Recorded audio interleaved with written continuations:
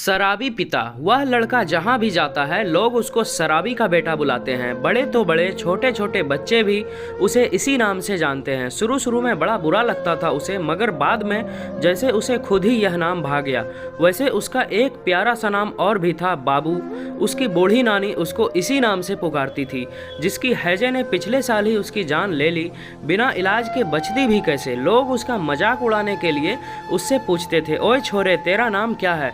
उसका सीधा सा उत्तर होता, जी शराबी का बेटा। तेरा बाप क्या करता है? जी शराब पीता है। लोग उसके हृदय के जख्मों का दर्द बढ़ाकर हंसते। वह उनके अजीब प्रश्नों का उत्तर हंसकर देता और अपनी राह चल देता।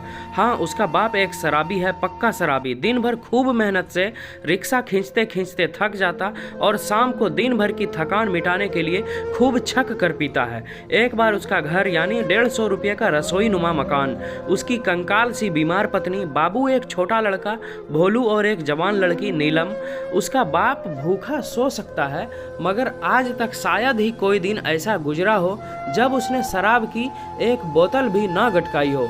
एक दिन उसका बाप पूरे दिन खाली रहा, यानी उस दिन उसको एक भी सवारी नहीं मिली। शाम आई तो उसे उस दारू की तलब लगी। उसने 2-4 सड़क छाप दोस्तों से उधार पैसे मांगे, मगर किसी को भी उसका विश्वास नहीं था।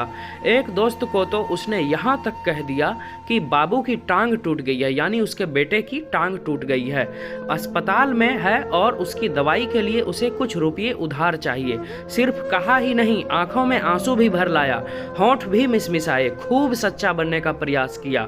मगर उसके सभी मित्र उसको खूब अच्छी तरह जानते थे। किसी ने उसको एक आना तक नहीं दिया। वह भी बड़ा अड़ियल था। घर को लौटते समय उसने अपना रिक्शा जानबूझकर एक कार से टकरा दिया। ड्राइवर अनाड़ी था, संयोग से कुछ दिन पहले ही सीखना शुरू भी किया था। भीड़ को देखकर वह ड्राइवर बेचारा घबरा गया और 200 रुपल्ली देकर छुटकारा पाया।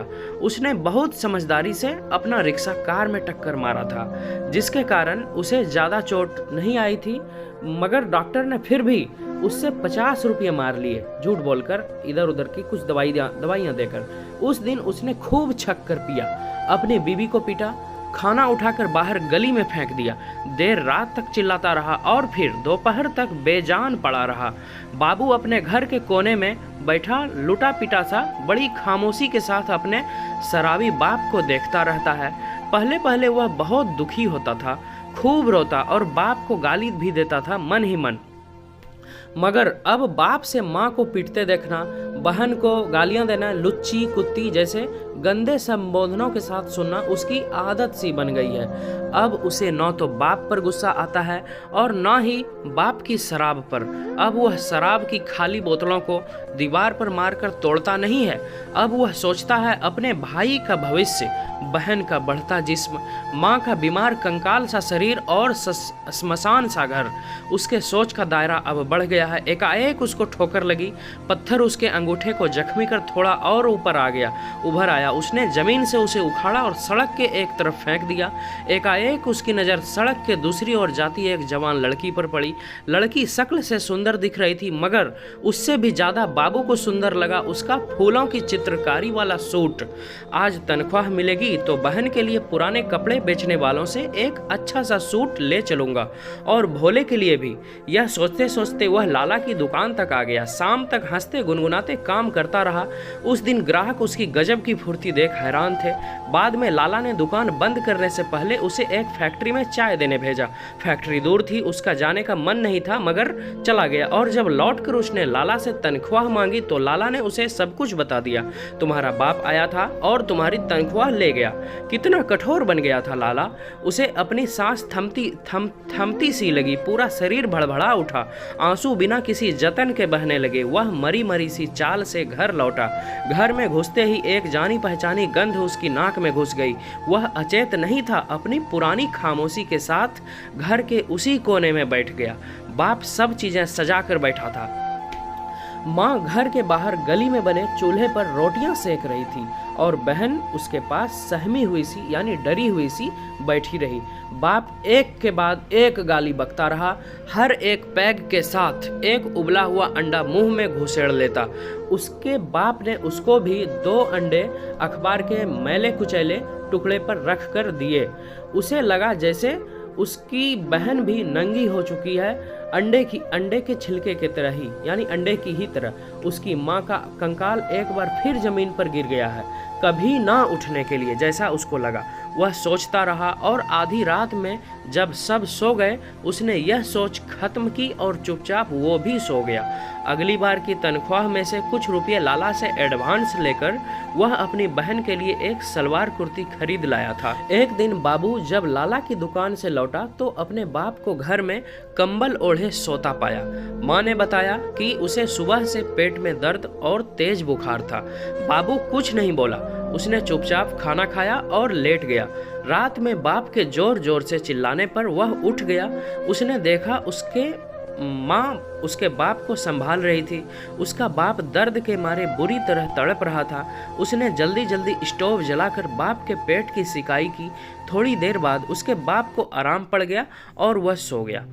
उसकी माँ भी सो गई, मगर बाबू पूरी रात जाने क्या क्या सोचता रहा। सुबह बाप की हालत और भी खराब हो गई। वह दौड़कर लाला की दुकान पर गया और लाला से कुछ रुपये उधार ले आया। पड़ोस में ही एक डॉक्टर के पास वह अपने बाप को ले गया। देखने के बाद डॉक्टर ने उसे बड़े अस्पताल में ले जाने के लिए कहा। उसकी माँ भी एक पड़ोसी से कुछ रुपये और मांगकर ले आई। उसके बाप को बड़े अस्पताल ले जाया गया। कुछ दिन अस्पताल में रहने के बाद उसका बाप घर आ गया। अब दोबारा काम पर जाने लगा और अब थोड़ा बहुत जो भी वो कमाई कर लेता था वो अपने घर ले आता था। उसकी दारू भी अब बहुत कम हो गई थी, लगभग ना के बराबर। वह शायद अब बदल रहा था। उसके इस व्यवहार से उसके घर के सभी कोई खुश थे, मगर बाबू अक्सर रात को सोचता रहता। उसके कानों में उस बड़े अस्पताल के उस डॉक्टर की आवाज़ गूंजती रहती थी, तुम्हारे पिता का दाहिना गुर्दा खराब है, बदलना पड़ेगा, नहीं बदला तो वह कुछ ही दिनों का मेहमान है। एक दिन बाबू अपनी माँ और अपने बाप के साथ बड़े अस्पताल गया। वहाँ उसके बाप का गुर्दा बदल दिया गया। ऑपरेशन थिएटर में जब बाबू को भी नर्स बेड पर लिटाकर ले जाने लगी तो उसकी माँ रो पड़ी थी। मेरे बछड़े को क्या हो गया? कुछ नहीं हुआ है तुम्हारे बेटे को। नर्स ने उसे ढाढ़स बंधाया। 10-12 दिन के बाद बाबू और उसका बाप दोनों घर लौट आए।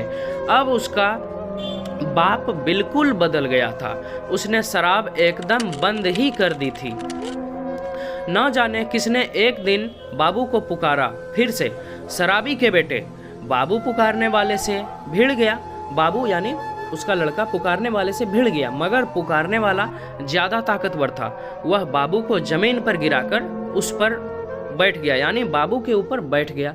बाबू ने लाख कोशिश की मगर वह जीत नहीं पाया। आखिर उसने उस ताकतवर से माफ़ी मांग ली और पुकारने वाले ने उसे छोड़ दिया। बाबू कराहता हुआ घर लौट आया। 14 साल का बाबू उस रात बुरी तरह कराहता रहा और सुबह होते ही उस बाबू की नब्ज बंद हो गई, यानी वो दुनिया छोड़कर जा चुका था। तो दोस्तों, आज की मेरी ये कहानी कैसी लगी? इस कहानी से आपको क्या प्रेरणा मिलती है? आप ये कमेंट में हमें ज़रूर बताइएगा। और अगर वीडियो अच्छा लगा हो तो इसको लाइक कर दीजिएगा और हमारे इस चैनल को सब्सक्राइब कर लीजिएगा। मैं यहाँ पर इसी तरह प्रेरणादायक कहानी लाता रहता हूँ।